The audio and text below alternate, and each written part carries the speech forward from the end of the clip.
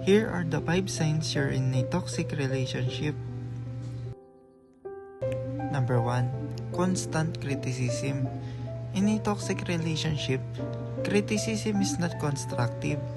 It's often demeaning and hurtful. Your partner might mock your choices, appearance, or goals, making you feel inadequate or unworthy. Over time, this can erode your self-esteem. Number 2. Control and manipulation. Toxic partner often dictates what you wear, who you talk to, or where you go.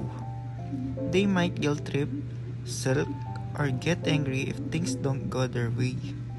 This control can be subtle or overt, but it's always about power. Number 3. Gaslighting. This is when your partner denies reality, making you doubt your perception or memories. They might say that never happened or you're overreacting, leaving you feeling confused and unsure of what's real. Number 4. Emotional or physical abuse. This can be overt like yelling or hitting, or subtitle like emotional blackmail.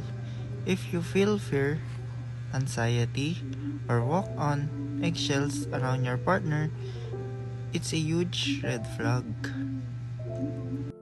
Number 5. One-sided effort. Relationships should be a two-way street. If you're always the one apologizing, compromising, or putting in effort, it's unbalanced. Healthy relationship requires mutual respect, care, and effort.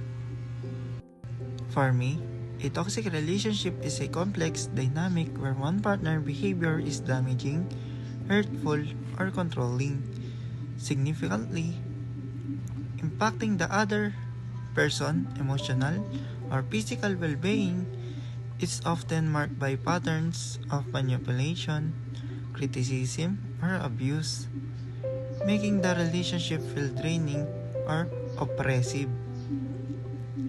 Toxic relationship can be romantic, familiar, or friendships, and they often involve an imbalance of power, lack of respect or empathy, and constant stress or anxiety.